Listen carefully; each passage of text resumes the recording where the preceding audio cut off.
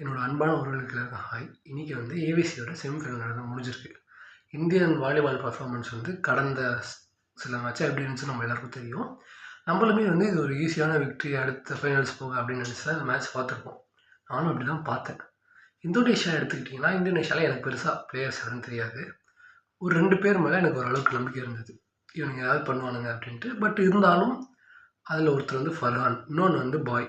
பாய் பற்றி சொல்லணும்னா, பாயோட ஹைலைட்ஸ் பார்த்துருக்கேன். அதை தவிர்த்து பாயோட தாய்லாண்டோடு நடந்த ஒரு மேட்ச் பார்த்துருக்கேன். பயங்கரமான பர்ஃபார்மன்ஸ். தலைவன் எதுவும் பண்ணலனாலும் இவனோட ஸ்பைக்ஸ்லாம் ஓரளவுக்கு கிளாஸாகவே இருக்கும் நான் ஒத்துக்கிறேன். பட் ஆனால் நம்ம இந்தியாக்காரங்களும் குறைஞ்சவனுக்கு இல்லை, நல்ல நல்ல பிளேயர்ஸ்லாம் வச்சு தான் இந்த மேட்ச் ஆரம்பித்தாங்க. ஃபஸ்ட்டு செட்டு நம்ம ஓரளவுக்கு நல்ல இதுவாகவே ஜெயிச்சிட்டோம். சரி, இதுவும் வழக்கம் போல தான் ஆக போகுது அப்படின்னு சொல்லி நம்மளால ஜெயிச்சிடலான்ட்டு நான் அடுத்த வேலையை பார்க்க ஆரம்பிச்சிட்டேன். சரி, கொஞ்ச நேரம் கழித்து வந்து பார்த்தா திடீர்னு ஒரு அதிர்ச்சி. 2-1 அப்படின்ட்டுருக்கு. இவனுங்க வந்து ரெண்டு மேட்ச் ஜெயிச்சு, நம்ம ஆளுங்க ஒரு மேட்ச் ஜெயிச்சு 4வது செட் போயிட்டுருக்கு. 4வது செட்டு ஈக்குவலாகவே வந்துட்டு இருந்துச்சு. 12, 12, 13, 13 அப்படின்னு வந்துட்டு இருந்தது. ஒரு கட்டத்தில் நம்ம ஆளுங்க ஒரு கட்டையை போட்டு ஜெயிச்சிட்டாங்க. மேட்ரு அந்த ஹை ப்ரெஷர்லேயும் பர்ஃபார்ம் பண்ணி ஜெயிச்சிட்டாங்க.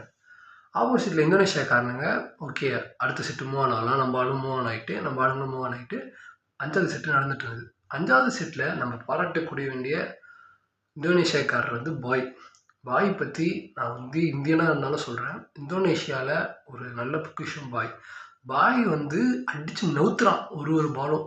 நம்ம ஆளுங்களை யாருமே பெருசாக கதற விடவே இல்லை கடந்த சில மேட்சுக்கெலாம். இவரை பார்த்தீங்கன்னு வச்சுக்கோங்களேன், ஒரு சாதாரண சின்ன பையமாக தான் இருப்பார். தலைவன் 22 வயசு தான் ஆகுது. ஆனால் அடித்து பட்டை கிளப்பிட்டாரு. இப்போ ஒரு பக்கம் வெடிகுண்டாக செலுத்துறான். நம்ம ஆளுங்களும் குறைஞ்சவங்க கிடையாது. நம்ம ஆளுங்க ஜோயலு, ஜானு, ஜெரோம் அண்ணன், அப்புறம் வந்து சிராகு, இவங்க எல்லாரும் நம்ம சைட்லேருந்து வெடிகுண்டு செலுத்திட்டு தான் இருந்தாங்க. ஒரு கட்டத்தில் எப்படி வந்து நின்றுச்சுன்னா, நம்ம ஆளுங்க 13, அவங்க வந்து 14, அதாவது match point. Last set 15 point தான் நடக்கும், உங்களுக்கு தெரியும். வந்து நின்றுச்சு. அப்போ என்னாச்சு அப்படின்னு கேட்டிங்கன்னா, நம்ம அண்ணன் சர்வீஸு, யார் நம்ம ஜெரோம் அண்ணன் சர்வீஸு போடுறாரு. போட்டு பால் உள்ளே போகுது.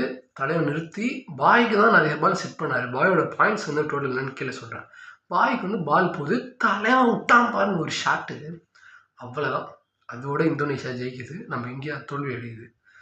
இந்த தோல்வி என்னதான் நம்மளுக்கு ரொம்ப கஷ்டம் கொடுக்குற விதத்தில் இருந்தாலும், இது வந்து நம்மளுக்கு ஒரு அடுத்த நிறைய இடங்களுக்கு கூட்டு போக போகுது இந்த பர்ஃபார்மன்ஸ் அப்படின்றது நல்லாவே தெரியுது.